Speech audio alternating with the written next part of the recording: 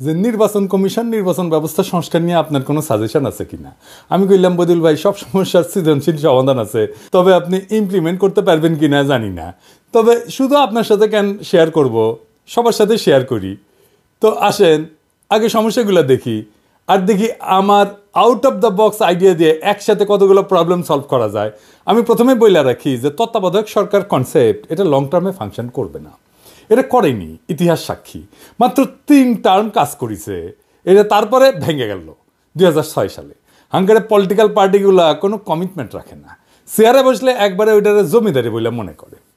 তো কোন কোন সমস্যার সমাধান আমার এই out of the box idea দিয়া সম্ভব, আসেন সেটা দেখি।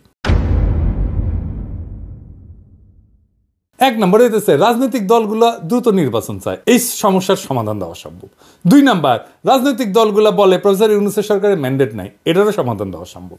3 নাম্বার, তত্ত্বাবধায়ক সরকার ছাড়া সুষ্ঠু নির্বাচন করার যে সমস্যা সেটারও সমাধান সম্ভব। 4 নাম্বার, ধ্বজভঙ্গ উপদেষ্টা পরিষদ এটাও রিস্ট্রাকচার করা সম্ভব। 5 নাম্বার, নির্বাচনে ব্যাপক কারচুপি, ভোট কেনা বেচা, এই সমস্ত সমস্যা সমাধান সম্ভব।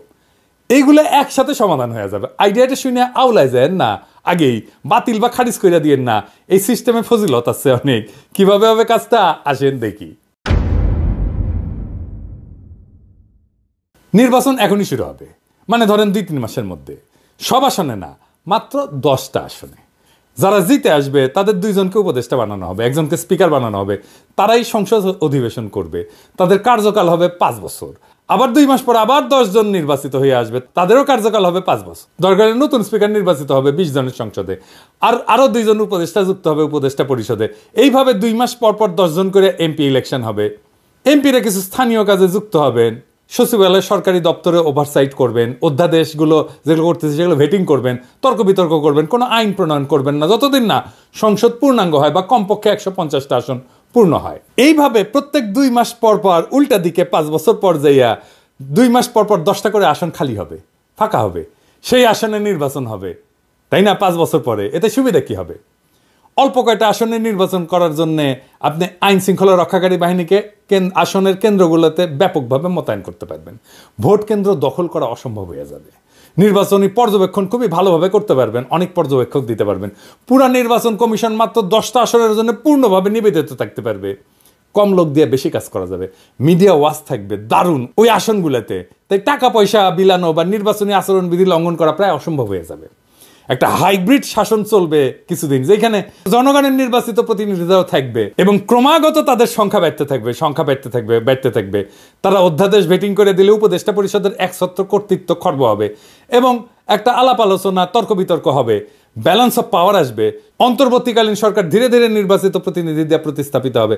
হঠাৎ করে পরবর্তী সরকারকে দায়িত্ব নিতে হবে না, তাদের একটা প্রস্তুতি থাকবে। দ্রুত নির্বাচন দিতে হবে, এটা শুনতে হবে না প্রফেসর ইউনূসকে, নির্বাচনের মধ্যেই শুরু হয়ে যাবে। এই সরকারের ম্যান্ডেট নাই, এই অভিযোগে শুনতে হবে না।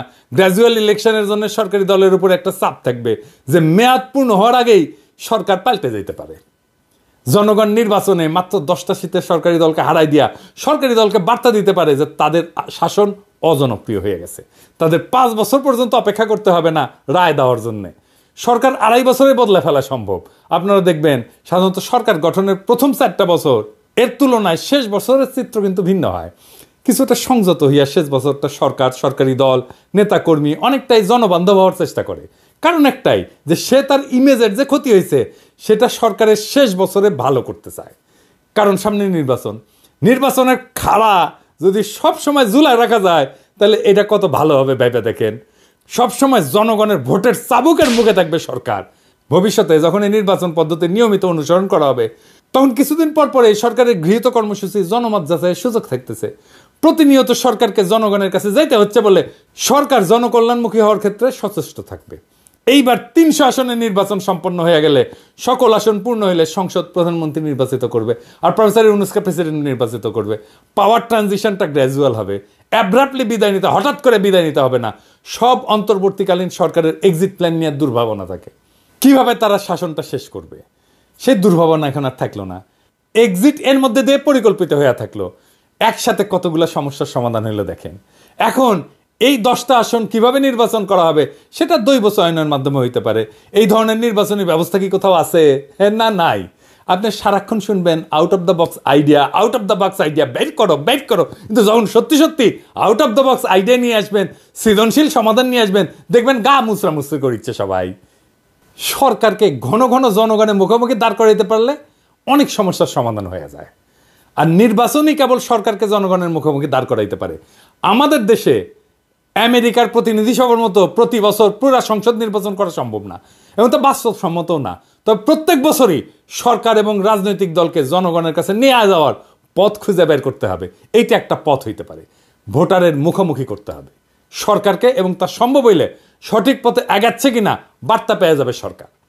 5 বছর পর পর একটা জাতীয় সংসদ নির্বাচন তত্ত্বাবধায়ক পদ্ধতির মধ্যে দিয়েই হোক, বর্ণ পদ্ধতির মধ্যে দিয়ে হোক, এই যে কোনো সুফল বয়ে আনতেছে না সেটা তো প্রমাণিত। খুঁজতে হবে নতুন বিকল্প নির্বাচন পদ্ধতি, নতুন সরকার পদ্ধতি, যা প্রতিনিয়ত সরকারকে জনগণের মুখোমুখি দাঁড় করাবে। আপনাদের কি মনে হয় এই মডেল অনেক সমস্যার সমাধান করে দেবে না? আর আমার ক্ষুদ্র ভ্রাতার ভগিনীরা কবে দাদার মাথায় কত পেঁচ রে বাবা, অটিকি আমার মাথার যদি একটা পেরেক ঢুকে দেয় না কেউ, ওটা বের করলে সেটা স্কুপ হয়ে বেরোবি। সেই জন্যেই আমার প্ল্যানিং নেয় না কেউ, ভাবে কি না এর মধ্যে করে রাখিছে এই প্ল্যানিংয়ে, শেষে ম্যাঙ্গো আর স্যাক 2 জয় বাংলা হয়ে যায় কিনা। তাই আমার কাজ প্ল্যান দেওয়া, দিলাম, ভাইবা দেখেন, ক্ষতি তো নাই। জুলাই আগস্ট বিপ্লব নতুন নতুন সম্ভাবনার দুয়ার খুলিছে, সেই দুয়ার দিয়ে আলো আসবে, সেই আলোতে শত ফুল ফুটবে, শত মত বিকশিত হবে। এইভাবেই দেশ আগায় যাবে, নতুন দেশের পথে আমরা অল্প অল্প করে আগাইতে থাকবো, এবং সেটাই হবে বিপ্লব, ইনকিলাব।